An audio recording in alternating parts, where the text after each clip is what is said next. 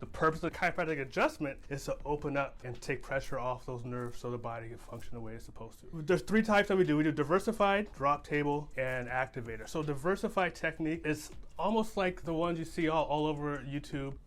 What we also use is the drop table. Parts here, they pop up and we make the adjustment, it drops like that. The drop allows gravity to assist us with the adjustment. So that dropping doesn't allow for any kind of popping sound.